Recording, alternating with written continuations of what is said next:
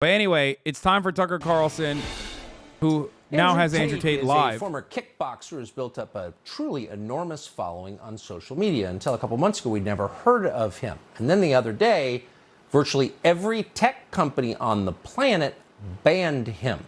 Not just his presence, but also his ability to conduct business on the internet. He was taken off Instagram, TikTok, Facebook, YouTube, all of it. Then they started telling you that not only was he not allowed to talk, but that you weren't allowed to like him because he was an incredibly bad person. And our view on that always is we'll decide for ourselves, since we're adults and Americans, and we'll listen to anyone we want, and we'll come to any conclusion we care to come to about what that person is about. So we sat down at some length and talked to Andrew Tate, and we wanted to show you some of it so you could make up your own mind, which you're still allowed to do as far as we're concerned. Here's part of the interview. I don't really feel like I've exposed anything. Like, I'm truly not a very political person. This is the first time someone's experienced this level of ban. I'm not particularly right-wing. I don't vote. I mean, I obviously have my own personal views, but they didn't ban me for that. They banned me simply because I had large swaths of the population agreeing to very traditional masculine values. Teenage men and young men, 22, 23, 24, were looking up to me. I think even conservative moms didn't like what he had to say. That's why he got clapped up so quick. And a big house and a lot of money and a beautiful girlfriend, and they thought this was very, very threatening. And for some reason, they decided that it's better if they annihilate me from the internet and replace me with somebody who's more. Why did this motherfucker have a gamer chair in his bathroom, bro? Is to young men. Yeah, so I think that being a man is very, very difficult. I think that men's issues are largely overlooked. The people in charge of the world pretend to care, but when somebody who's championing men's issues like myself comes forward and finally manages to garner huge percentiles of the public support, I'm silenced. So they're not really interested in men's issues. And there's a lot of young men growing up today that feel very disaffected. I agree with that, but he's the worst person for it. Agendas that are being forced down their throats are not agendas they align with or they feel affinity to or agendas they want. And I basically just say to men, look, it's a very hard life. You're going to need to get up, work hard, go to the gym. Strong body is a strong mind. You're going to have to reject listening blindly to everything you're told, reject the slave mind, think for yourself, get a strong network of brothers, work aside them. Don't tolerate low-quality people in your life, which means don't tolerate men who just smoke drugs and play video games, or men who are disloyal or dishonest.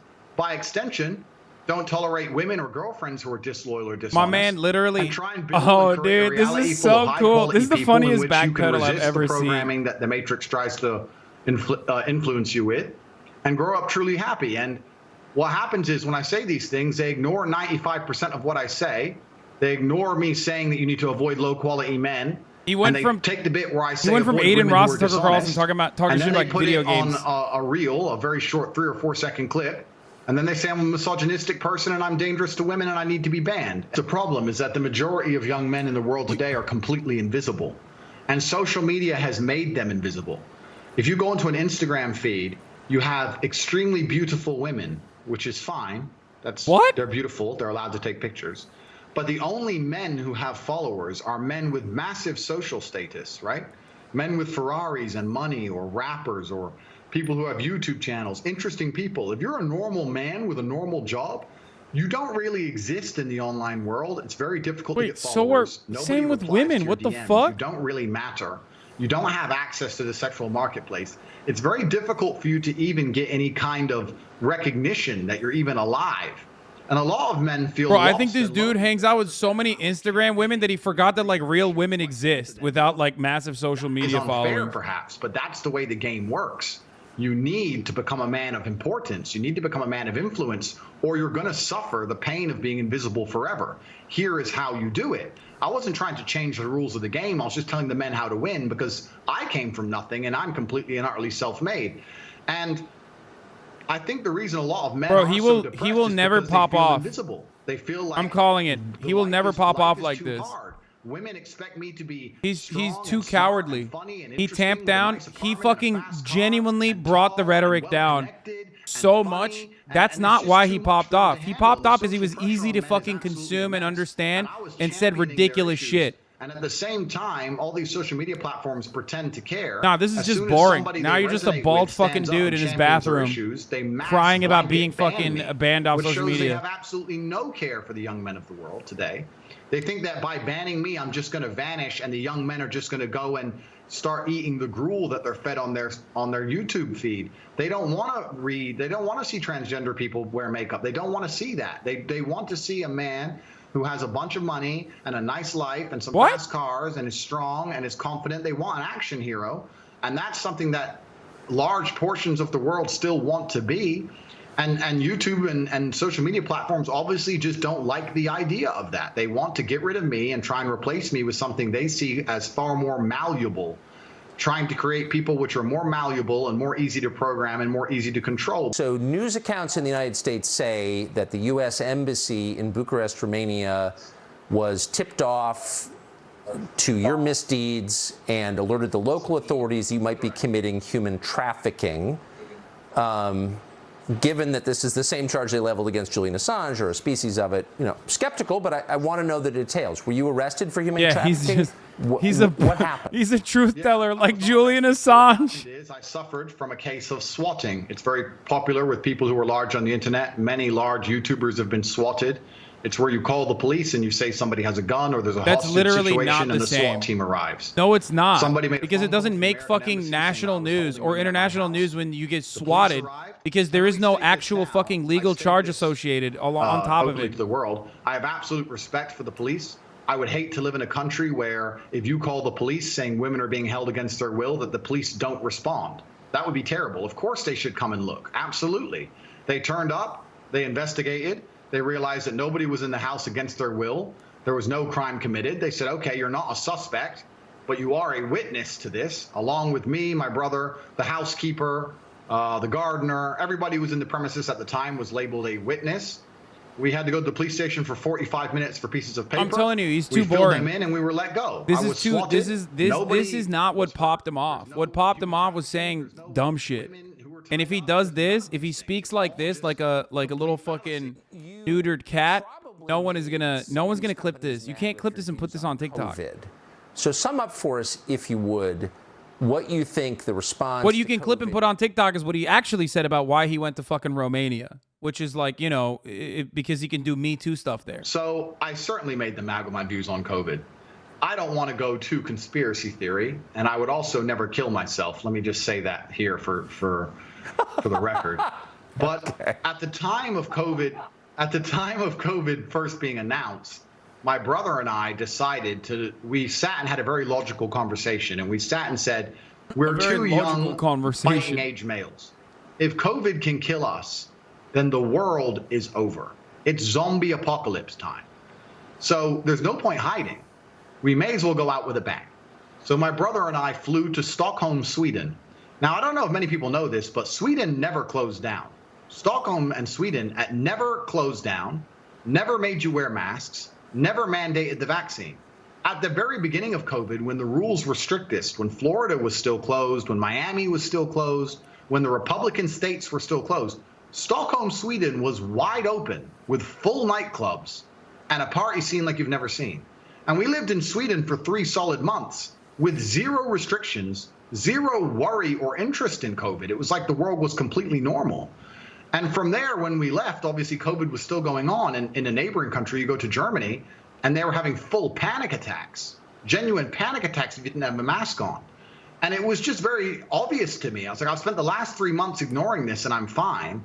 And now I'm in Germany surrounded by panic attacks. Wait, didn't this motherfucker literally give Michaela Peterson COVID, who then gave it to Jordan Peterson, or was that Michaela's next boyfriend? The decimation of your income, the fact you can't go get a doctor's appointment for a genuine ailment. It wasn't him, right? It was it was the other one, right? The fact or was that it you him? can't see your loved ones in their final days. These things it was are the Russian far more guy. destructive than the common cold. I think that what they're doing is unfair. I think it's a massive overreaction.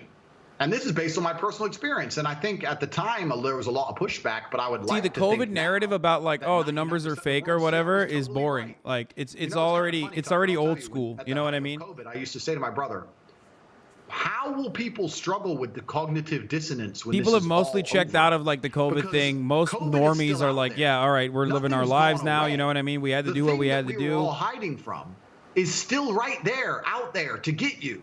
But now everyone walks around and they're not scared of it anymore. And I'm like, are people critical enough to analyze themselves and say, for a year of my life, I was deathly afraid of something. Now I'm exposing myself to said thing and I'm not afraid anymore. The media tricked me and I was a fool. But they're not. They don't even seem to self-analyze and go, I got tricked. They're just like, oh, okay, next thing. Hey, Andrew now. Like robots. It's mind-bending to me, truly. I don't know if So he knows I this, saw but you something compare crazy the happened. experience It's of called rich vaccines, people which he's under against, I COVID, think. you're one of them, And to also everybody even else. Paxlovid and Why like don't you notice numerous about that? treatments It seemed came like out, a two-tiered response. which greatly reduced the number of casualties of COVID. Yeah, so the story was very simple. I Even was though in the flying United States of America, more than 1 million people died, which I guess is not that important. air carriers. It's only low cost primarily. There's not much first class, business class, anything like that. And I was flying, and my experience was plagued by endless paperwork, wearing a mask, put the mask over your nose. Every time you eat, you have to put the mask on in between. I got told off for not having the mask up high enough. I got told off for drinking too long because my mask wasn't on. Pure panic and chaos. And because I'm fortunate enough to be fiscally secure, from there I decided I'll just buy private jets from now on. And when I bought a private jet, there was no masks, no paperwork, no mask at the airport when I landed. My air stewardess was not wearing a mask. My pilot was not wearing a mask. COVID didn't exist once I bought a private jet. Very interesting. Maybe if you're rich enough, COVID can't take, maybe COVID's scared of money. I'm not sure. But it seems that everyone who's flying on private jets never had to worry about COVID ever. It's just the people at the bottom. Wait, what? Yeah, no shit, bro. What the fuck? Yeah, because you're around literally one other person that's also tested. What? Are only the rules for a certain class of people. My man literally And once you said, pass a certain I self-isolated in my private jet. And for some reason, I didn't get COVID while flying. Yeah, a luxury afforded to me to everyone. make a joke of it, but when I would fly on a private jet and do whatever I wanted, or go to Sweden and party in nightclubs and do whatever I wanted, and then I'd come to, let's say, England and see my friend who couldn't go see his dying grandmother because of a COVID restriction, that's truly sad. That's truly criminal. It's really crazy what's happened and how the world's just moved on, and the cognitive dissonance that people don't have enough respect for themselves and for the truth to analyze how they were so easily fooled. It's really sad to even think about, but maybe that was the beginning of me being disliked, by just pointing out my human experiences during the pandemic.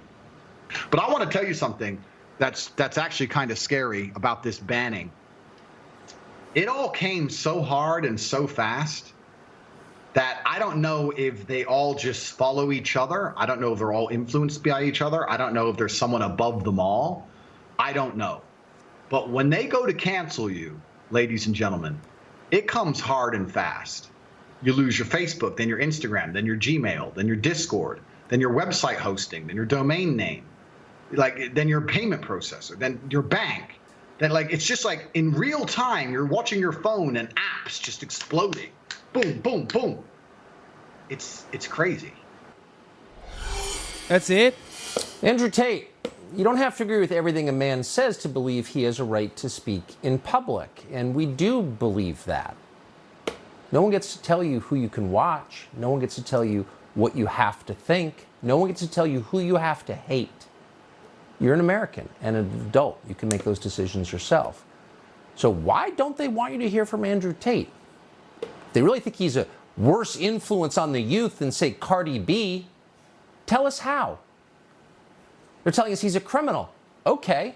Has he been charged? Who are the victims? What are their names? It's going to take a lot more than that to have us believe he should be canceled, or anyone else, by the way. We're against censorship, period. I'm telling you, dude. And more than anything, we're in favor of people making up their own He's in a minds. double bind. That it's the Trump conundrum, right? In many ways, you can never have another Trump, because Trump is a fucking media demon, right? And if someone is that level of media demon and that level sassy and that level of a narcissist, virtually everyone's being censored. The Pentagon now punishing service members for liking the wrong tweet. Okay, that's ridiculous. All right, we're done with the Andrew Tate part.